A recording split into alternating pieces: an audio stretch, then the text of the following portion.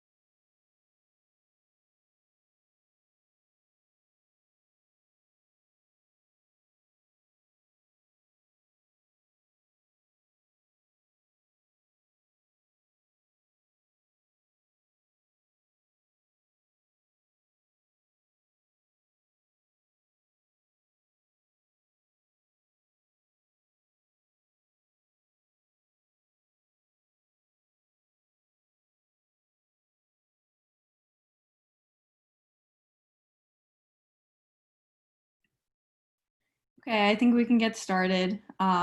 Just another brief introduction of who I am.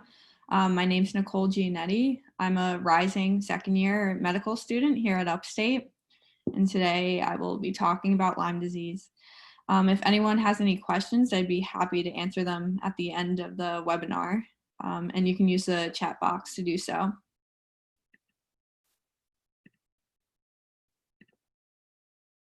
I'll be sharing my screen now.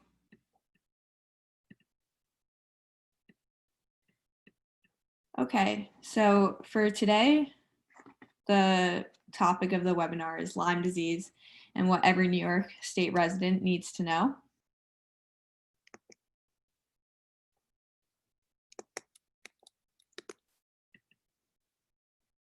So I thought it'd be useful to start off with a general overview of what exactly Lyme disease is. So Lyme disease is an infectious disease caused by the bacterium Borrelia burgdorferi, and this is classified as a zoonosis, which means that it spreads to humans from animals.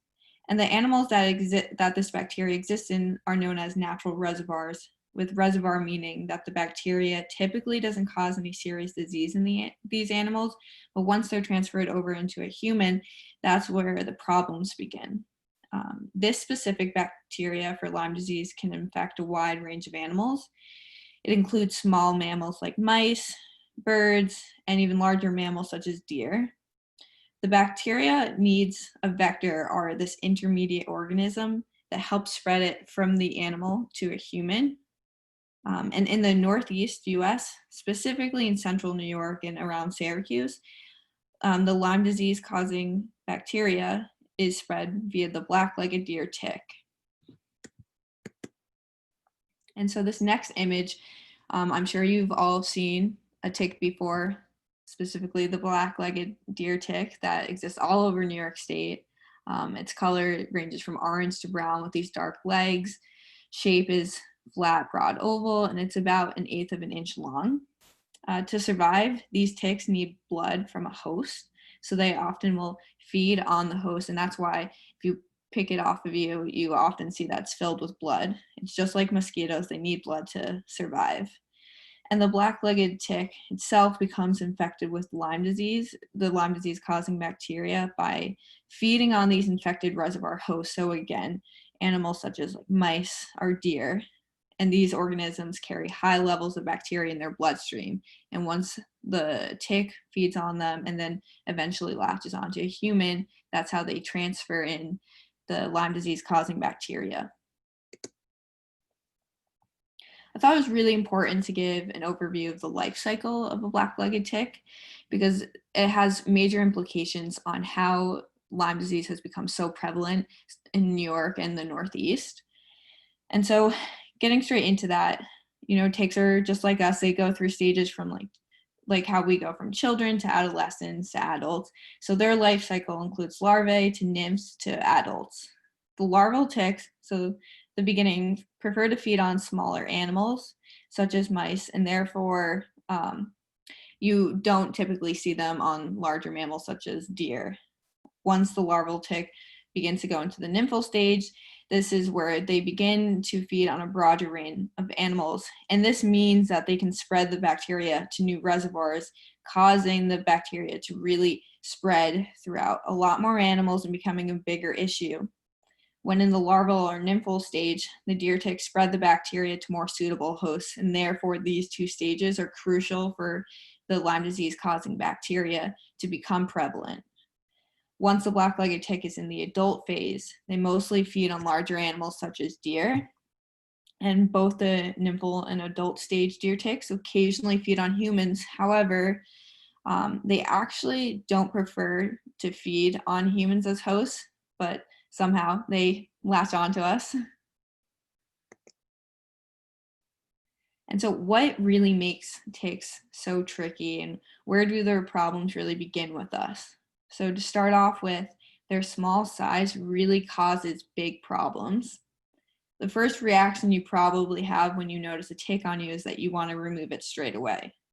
However, the tough part about a black-legged deer tick, especially when it's in the nymphal stage, so the second stage of life, is that they're super small and therefore it's really hard to notice. So that means if you don't notice that a tick is on you, they could be feeding on you for longer periods of time, and this gives them the opportunity to transmit the Lyme disease causing bacteria over to us.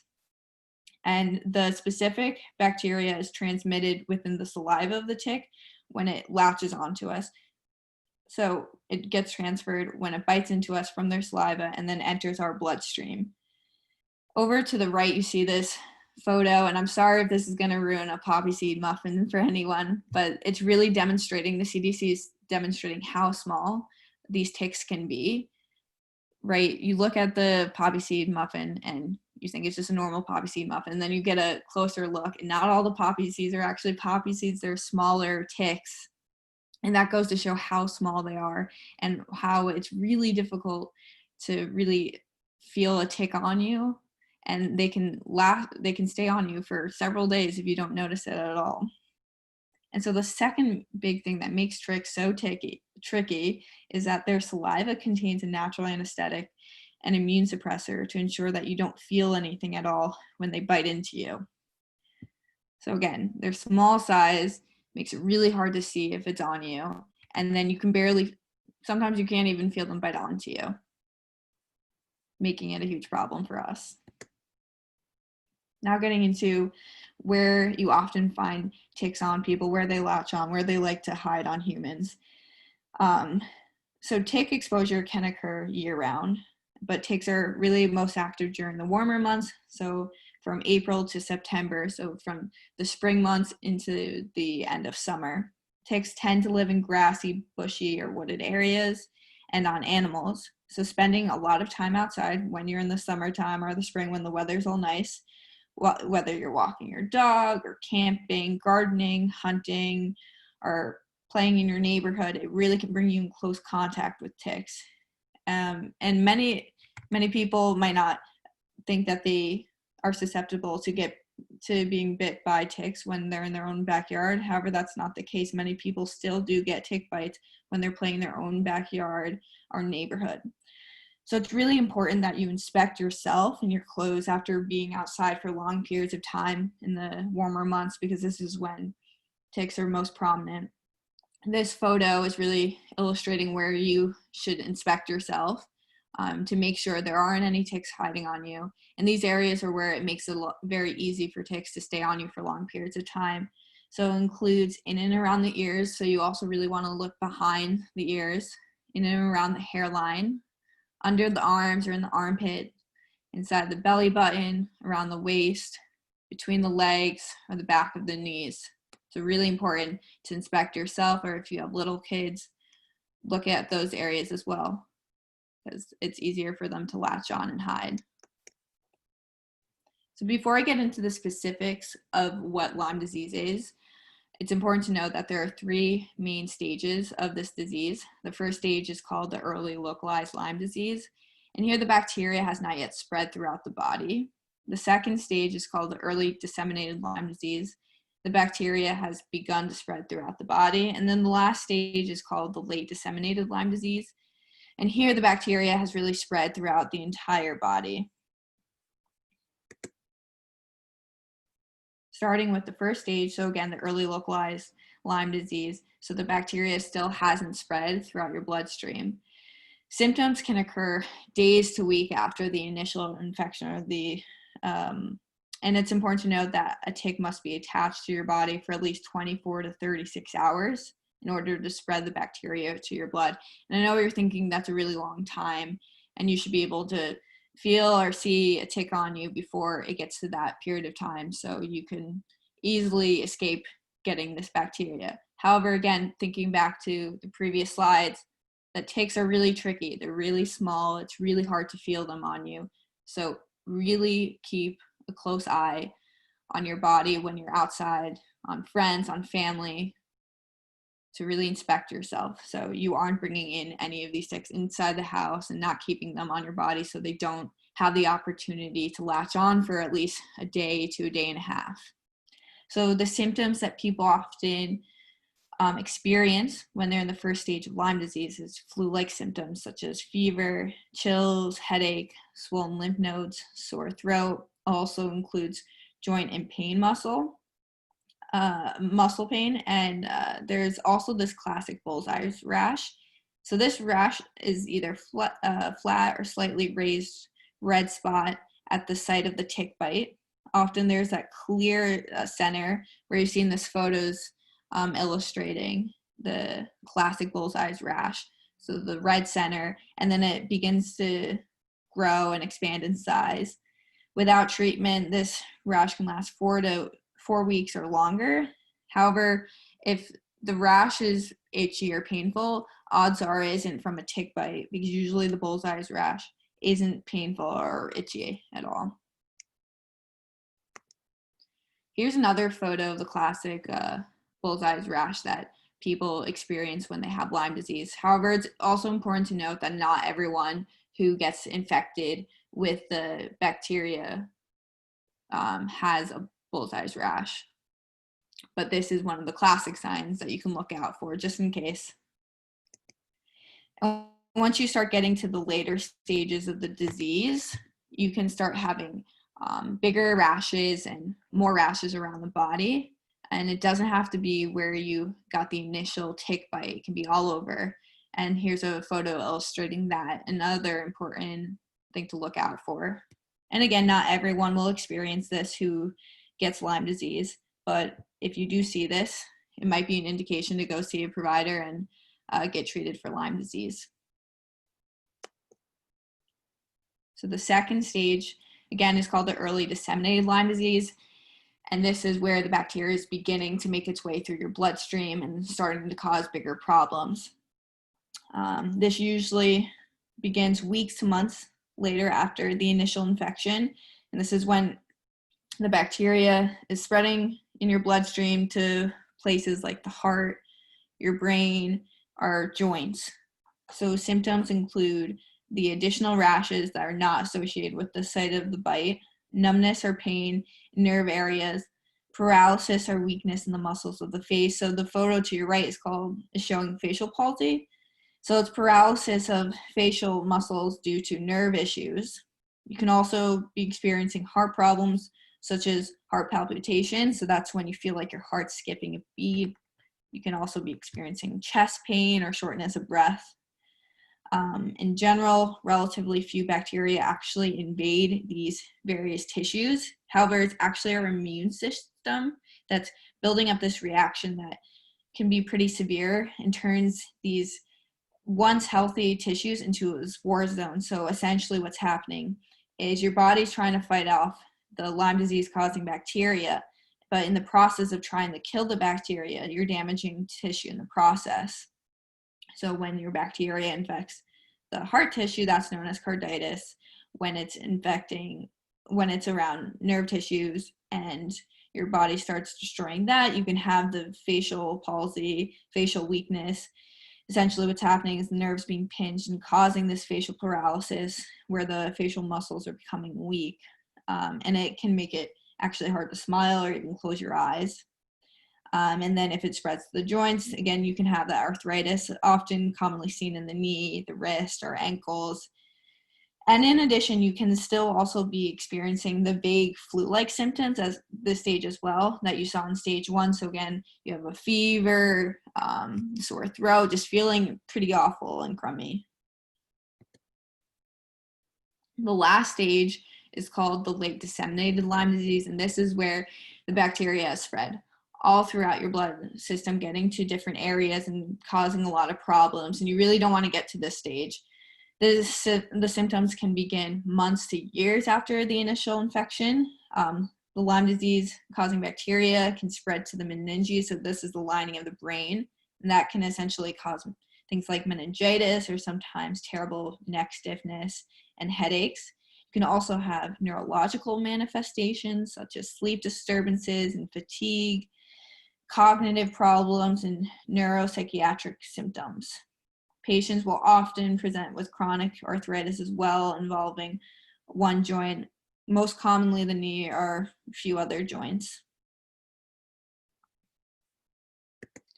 So getting to the diagnosis and treatment, really the diagnosis of Lyme disease is clinical. So that's your doctor is basing it off of signs and symptoms that you're presenting with, as well as taking a careful history to determine if you've had any exposure to infected ticks.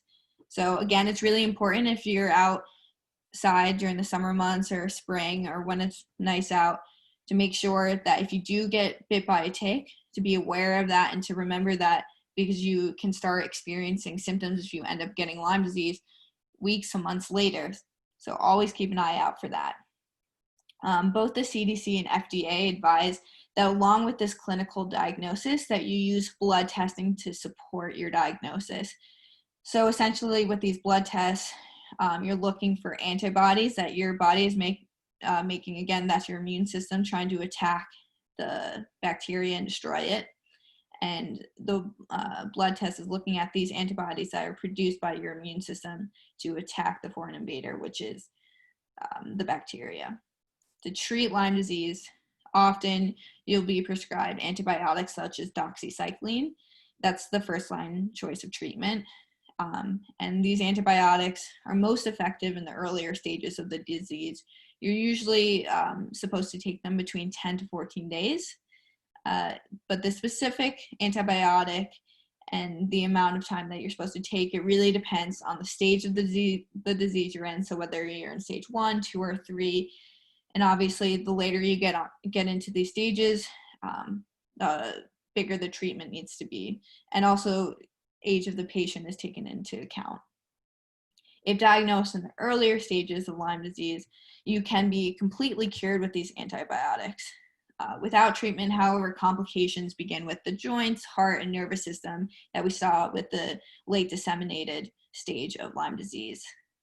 But again, these symptoms are also treatable and curable. So when you are experiencing these symptoms, it's really important to go see a provider straight away so you can tackle this and there's not any more problems that you're experiencing later on. In rare cases, though, a person can keep having these symptoms that are interfering with their daily life after being treated with antibiotics or even multiple bouts of antibiotics. This is known as post-Lyme disease syndrome. The cause of the syndrome is unknown, and there is no vaccine to prevent you from getting Lyme disease at this point. So why do we really care? Why are we presenting on this? It's because New York State has a really high incidence of Lyme disease. And this map is really demonstrating that the Northeast and New York specifically is a hot spot for Lyme disease. Lyme disease is the most common disease carried by black-legged deer ticks, and these ticks are all over New York State, all over the Northeast. So if you're traveling to different states in the Northeast as well, it's important to keep a reminder that you are not immune to not getting Lyme disease. About 30 to 40% of ticks in Onondaga County in 2019 were also found to be infected with the Lyme disease causing bacteria. So that goes to show how prevalent it is around the area of Syracuse. So getting into prevention, just wanted us to take a look at this 2-minute video that should give a great overview on how to prevent being bitten by ticks and prevent getting Lyme disease.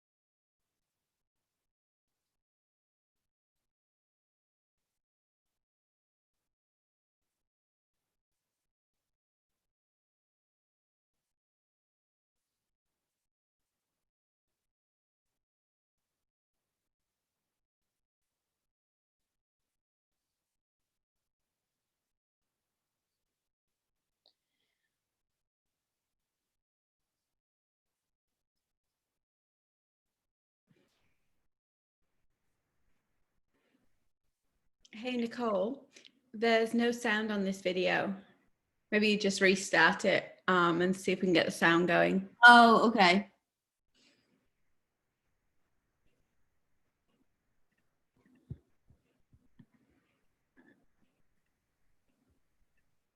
Can you hear it then? No. Let me see.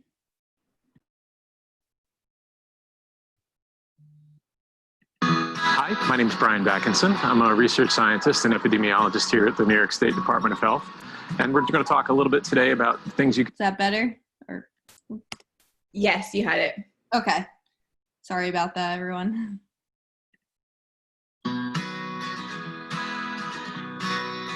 Hi, my name is... Ooh.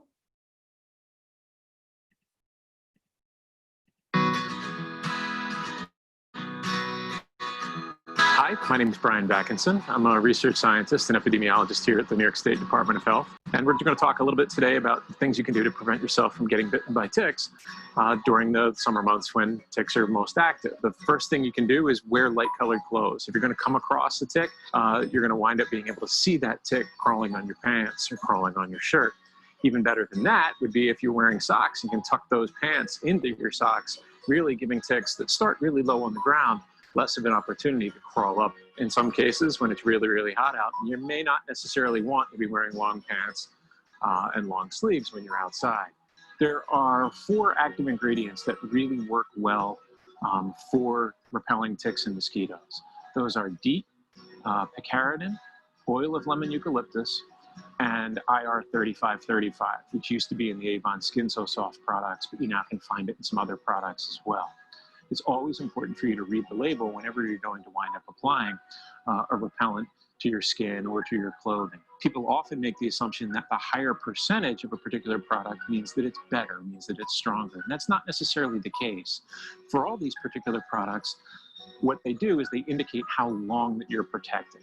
So a product that contains about 20 to 25% DEET, which is what most of the products that you're going to wind up seeing on store shelves are, that is a product that will protect you for about 4 to 6 hours. And that's when most people are out. When you get back in from being outside, there's a couple of things you ought to do as well. You should take off your clothes, and if you put your clothes into a really hot dryer for about 10 minutes or so, it will kill any ticks that are on them.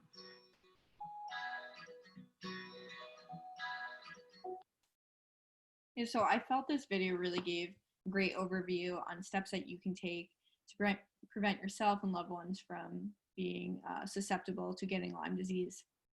So again, in the summer season, when Lyme disease is really soaring, not only are people outdoors more and thus have more contact with these ticks that carry the Lyme bacteria, but the nymphs, so the earlier stages in the life cycle of the ticks, are emerging around this time of year and account for about 80% of Lyme disease cases. And again, just to recall that deer tend to live in shady, moist areas around ground level and in bushy areas. They cling to tall grass, bushes and shrubs, and usually no more than 18 to 24 inches off the ground. Again, they also tend to live in lawns and gardens, so be careful when you're in your backyard. That can also keep you make you susceptible to getting tick bites, especially if your lawn is at the edges of the wood and are surrounded by old stone. Deer ticks cannot jump or fly, and they do not drop onto passing people or animals. They get on humans and animals only by direct contact. And once a tick gets on the skin, it generally climbs upward until it reaches a protected area. So thinking back to that photo that illustrated areas that ticks really cling on to you, around the hairline, in your armpits, behind your knees. Really important to check those areas to make sure that there's no ticks hiding. And an overview again of precautions to take to avoid tick bites is wearing that light colored clothing when you go outside. So if a tick lands on you, you can spot it easily and remove it. If you're going out for long walks or hikes, wear long sleeves and long pants with your pants tucked into your socks. Spray exposed skin in your clothing with insect repellent. And after returning home, remove those clothes and thoroughly inspect all skin surfaces, including your scalp. Shower as soon as possible to wash off any unseen ticks. And if you have pets, make sure to inspect them as well if they go outside, because pets are are a huge source of bringing in ticks into the household. And that leads me to my next slide, is inspecting your pets when they come back inside after being outside all day in the summer hours, because they're really susceptible to getting tick bites and tick-borne illnesses. It's really easy for ticks to hide in their hair or fur, and which also makes it really hard for us to see if any ticks have latched onto them. To further reduce the chances that a tick bite will get onto your dog or cat or any animal is to check your pets for ticks daily, especially after they spend time outdoors. If you find the tick on your pet, remove it right away. Try and reduce the tick habitat in your yard if possible. Use a tick collar to prevent ticks from latching onto your pet. You can also use tick repellent shampoos and topical ointments. In addition, you can also give oral medication to your pets to prevent them from getting ticks. And again, in and around the ears, around the eyelids, under the collar is huge to check, under the front legs, between the back legs, between the toes, and around the tail are huge sources where you could see ticks in your dog or cat. And the photo down to your right is demonstrating an adult deer versus a nymph deer. And again, the nymph tick carry a lot. Again, they it was about 80% that were responsible for the Lyme disease cases. And they're really small, and again, really hard to feel when they're on your body, really hard to feel them bite into you. And then the adult ticks are a lot easier to see on yourself. You can feel them a lot easier. And you can actually, I know I've missed seeing a tick on me because I thought maybe it was a spot or a freckle, or even on my dog, thought maybe it would be a spot. And then later on, when they're filled with blood, that's when you're like, oh, I wonder how long that's been on me. This slide is just directions on how to use insect repellent safely, the do's and the don'ts. So don't spray it on your face. Don't breathe in the repellents. Don't put it on any cuts, sunburns, or rashes. That would really hurt. Don't put it on little kids' hands because, you know, they tend to put their hands in their eyes, their mouth, and you don't want the repellent getting into your mouth or your eyes because that could cause issues as well. And don't use it underneath your clothing. Use it above your clothing and on exposed skin surfaces. What to do with the insect repellent, how to use it properly. Of course, you want to wear the light colored clothing so that you can see the bugs and ticks and remove them. Follow the directions on the insect repellent. Spray only outdoors. Really don't spray this inside. That can bring in a lot of toxins into your house, and that is not fun. Wash off the repellent when you go indoors. And again, you also want to take a shower too to make sure you don't feel any ticks on your body. Wear a long sleeve shirt and long pants if possible, and tuck pants into the socks. Finally, I wanted to show a brief overview of how to properly remove a tick from your body. I'm sure we've all been there before, and hopefully we can do it properly so we get the entire tick out of us. Let me know if there's any issues with hearing the sound for this video. Ticks are common in New York State, and they can carry disease, so it's important to check for ticks and to know how to promptly remove a tick if you find one attached. First, you'll need a pair of fine-tipped tweezers like these. They work much better than blunt-tipped tweezers or your fingers alone. You can do this yourself or ask a friend to help. Before you start, clean your tweezers with a little rubbing alcohol on a cotton ball. Now grasp the tick where the mouth is attached, which isn't always easy to see, especially on ticks the size of poppy seeds. But if you gently lift the tick with your tweezers, you can see that it's attached like a hinge. That's how you can tell where the mouth is. Get as close to your skin as possible with your tweezers. Now pull in a slow, steady, upward motion away from the skin. Don't twist, jerk, or wiggle it out. Your skin will pull up as the tick detaches, just like when you pluck a hair. Afterward, clean the bite site with rubbing alcohol and a little antibacterial cream. If the mouth parts stay in your skin, you can either leave them alone or try to remove them with tweezers, as you would a splinter. Keep an eye on the bite site for 30 days, watching for any kind of rash, including the telltale bullseye rash for Lyme disease, or for flu-like symptoms such as headaches, muscle aches, or fever. If any symptoms do develop, you'll want to see your doctor and make sure to let him or her know the date and location of the bite. Remember, not all ticks carry disease, and your risk for disease is greatly reduced if ticks are removed promptly. Knowing how to safely remove a tick can help keep you safe from tick-borne disease. Learn more at health.ny.gov/tick-free.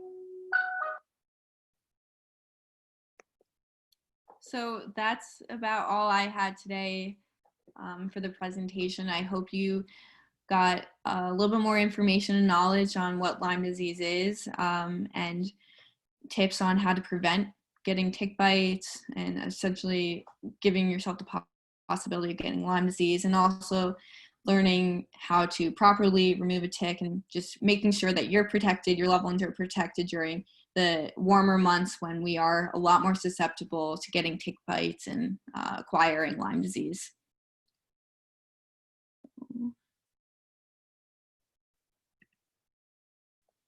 I'll stay on the line a little bit to answer any questions that you all might have.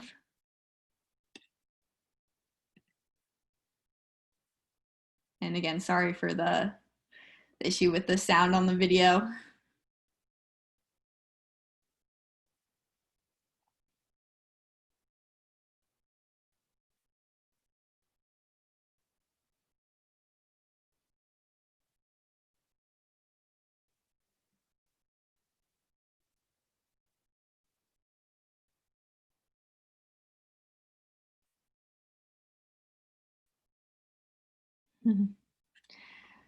Yeah, hearing about ticks can make you kind of squirm in your skin a little bit.